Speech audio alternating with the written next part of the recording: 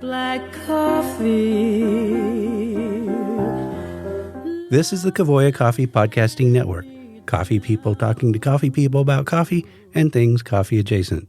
This episode of Coffee Memo with Rob Stephen is brought to you by Kavoya Specialty Coffee, where coffee is always a collaborative voyage. Welcome to Coffee Memo with Rob Stephen, a podcast where we talk about coffee industry news and current events. The topic for this episode is the weather, El Nino specifically. What are we expecting and how do we prepare? So, Rob, as you know, I was born and raised or lived most of my life in Southern California. And after moving to New England about 7 years ago, I've learned to embrace the idea that there's no such thing as bad weather. There's just the wrong gear. Very true. But I am not a coffee tree. If I were a coffee tree, I'd be shaking in my roots anytime it was too cold or too hot or too much rain or not enough rain or the weather was out of the ordinary in any way or in the wrong order or the wrong part of the mountain. Like those of us who keep an eye on supply, the weather is always with us. So when there's news about weather, it's something we're going to listen to. Yes. Yeah. And I think that when we talk about news about the weather, that's actually what made me want to talk about this subject at this time, right? So we're in the sort of just had Cinco de Mayo the other day. It's early May here, and there was an article in the New York Times a couple of days ago that's I'll read the first sentence. It says, a climate monster is growing right now in the Pacific Ocean, perhaps the most fearsome El Nino since before scientists even began modeling them. And all we need is that guy who does In a World, to do the movie intro from, what's happening next, right? So, and I have actually received a bunch of calls from clients asking, right. Oh my God, what do I do? The sky's falling, that kind of thing. Mm-hmm. So I really wanted to sort of put this into context. And I actually, in the process of researching for this, I learned a few things myself. So hopefully we can share those. So weather is one of the most powerful and misunderstood aspects of the coffee industry. Mm-hmm. Right? It's like one of the, sort of the most strongest forces in coffee because it's completely unchangeable by anybody. It happens to all of us at the same time. And when coffee people talk about El Niño or La Niña, they're really talking about risk more than they're talking about weather, right? Because if you think about it, if you have a farm in Mexico, you don't get hit by the average temperature. Mm-hmm. What happens on your farm, it goes into the average temperature, right? And you don't get hit by the average rainfall.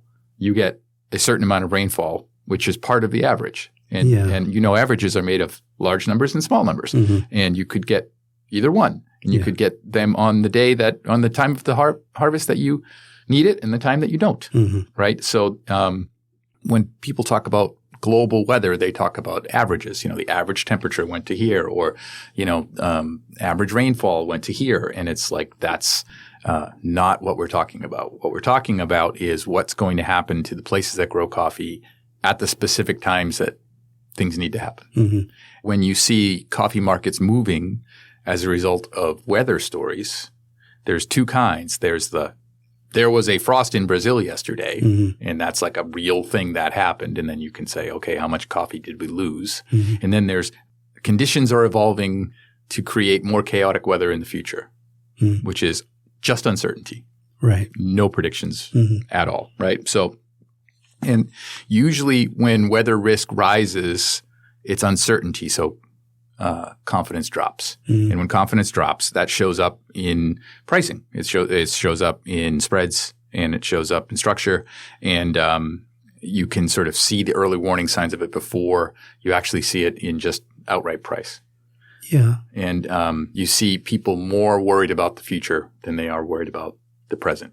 Right now, you don't see that at all. It's the opposite. We have an inverted market. So people are more confident in coffee in the future than they are in the right now. And that's based in reality. There's not enough coffee right now, but there is, by all intents and purposes of everything that we've seen, more coffee coming in the future. We've said that on a number of episodes, right? But then you start looking at what could impact that rosy outlook. So we had an episode we talked about fertilizer, right? That's a long tail thing where if you don't put inputs into a tree at the right time, coffee is a tree with a long memory, and it doesn't have the ability to catch up. If you don't give it what it needs at the time that it needs it, you can't give it to it later and have that work, right? And so weather is one of those things. It needs rain when it needs rain. Right. It needs to not rain when it needs to not rain. The sun needs to shine and dry things when it needs to. There's all these things need to happen at the right time. There's no IOUs. There's no IOUs. There's no. We'll add more later,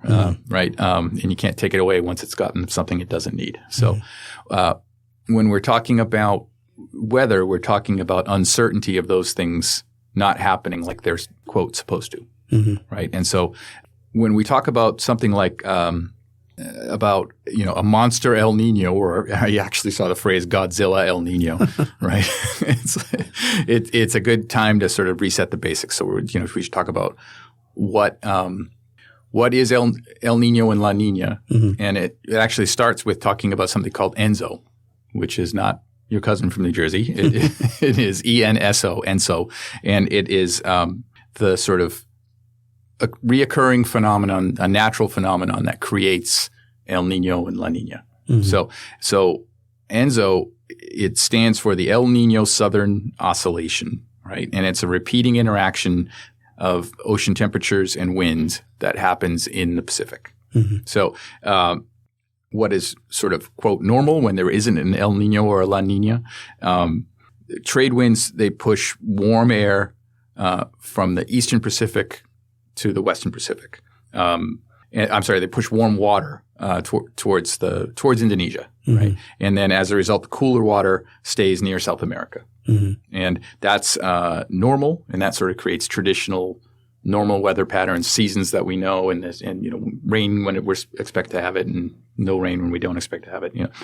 During an El Niño, the winds get weaker, and so you get more warm water closer to South America, and that changes when heat is released into the atmosphere, and so that changes weather patterns. Yeah, rain, winds, and the severity of storms.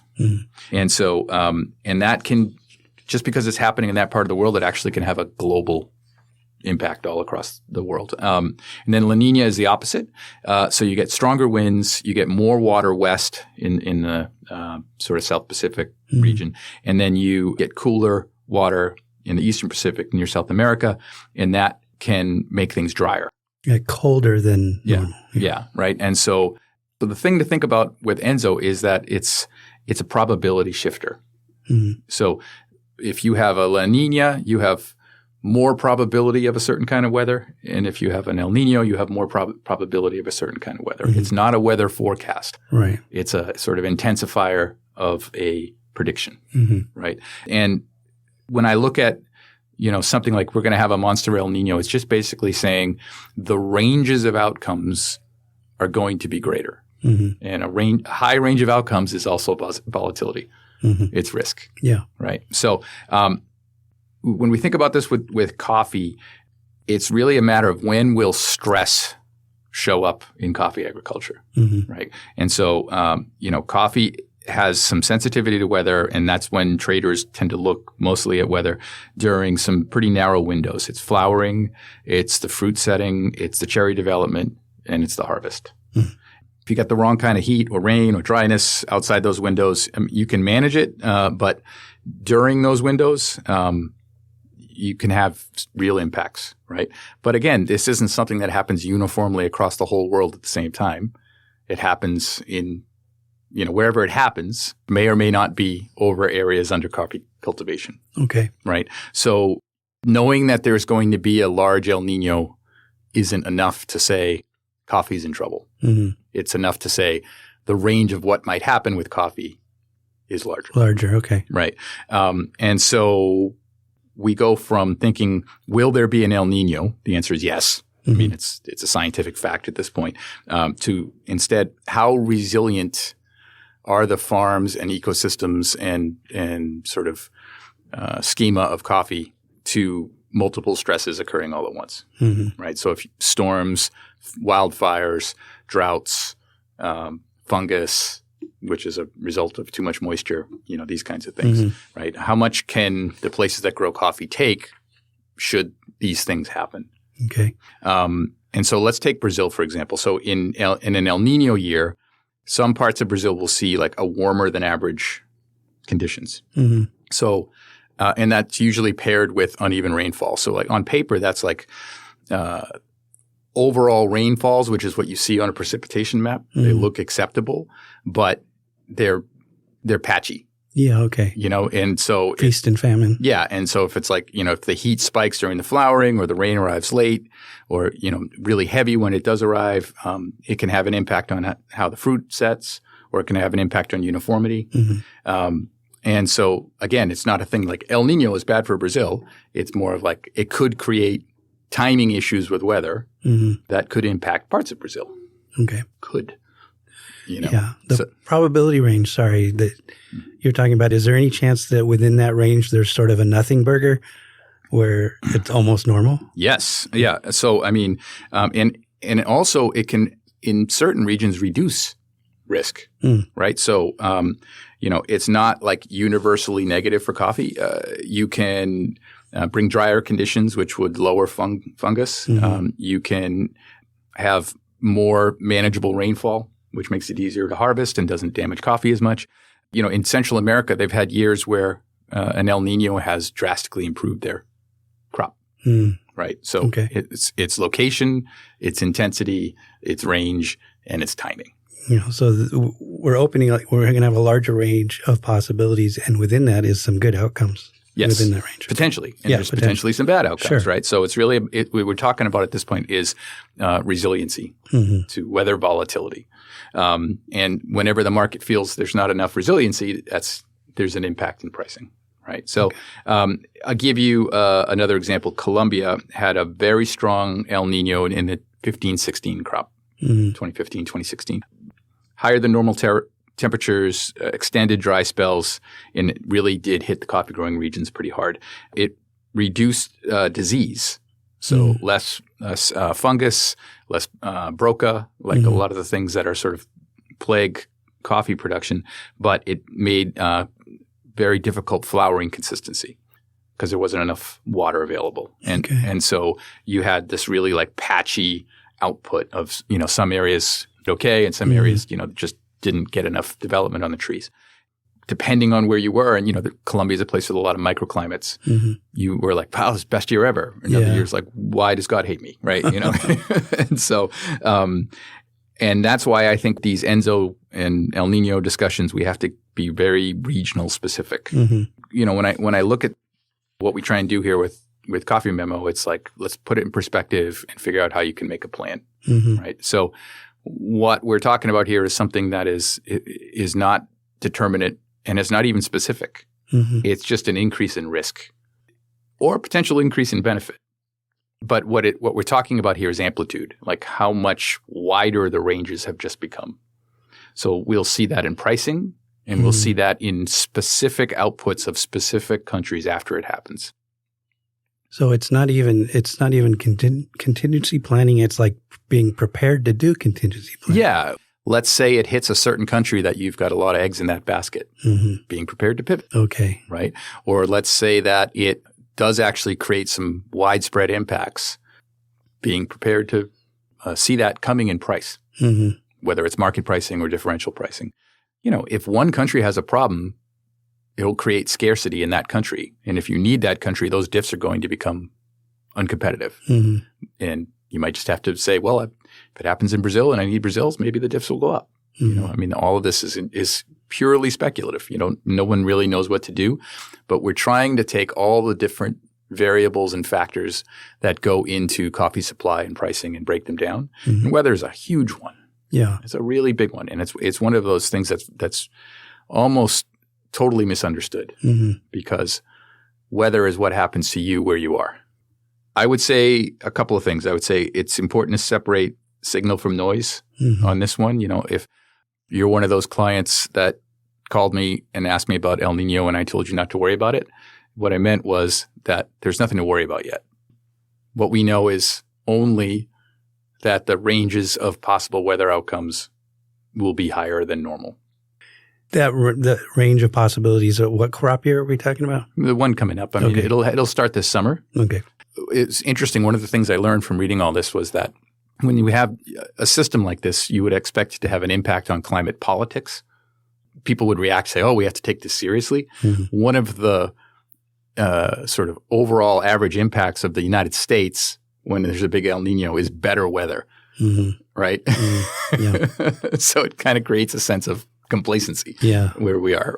And so we could see record temperatures. Mm-hmm. We could see average temperatures, but the record temperatures could be record because, again, of that much wider range of outcomes than is normal. And because the intensity of this is bigger than anything they've measured before, there's a reasonable expectation that you'll see bigger ranges in weather and rainfall and storms and things like that. But we have a buffer coming in Brazil, right? Yeah, well, we just got to get it out of the ground before all this stuff happens, right? So before the frogs start falling from the sky. Yeah, exactly. I like me a good clickbait headline, just like anybody else. But if our goal here is to separate signal from noise and process instead of panic, then that's the kind of stuff we have to talk about. Yeah. If you're one of those people that really likes to get into this, as the season develops, look at regional data and not global data.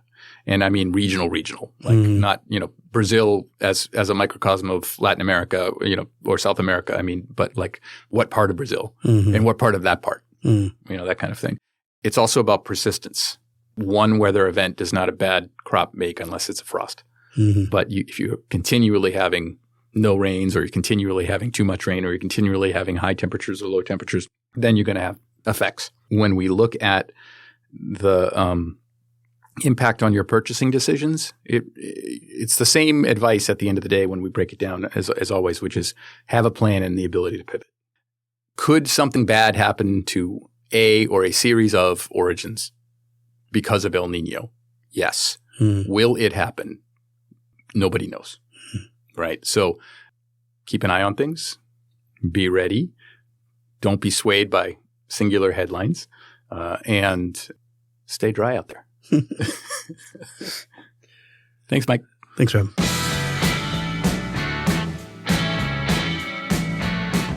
You've been listening to Coffee Memo with Rob Stephen, part of the Kavoya Coffee Podcasting Network, where the executive producer is me, Mike Ferguson. Our theme music is Jealous Dogs by The Pretenders.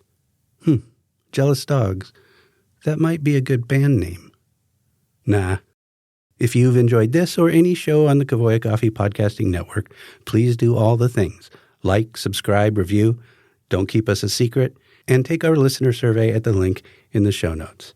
Finally, remember 2 things. You can email me with thoughts, ideas, kind words, and limericks at mike.ferguson@kavoya.com.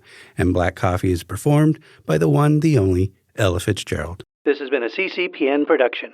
If my grandmother had wheels, she would have been a bike.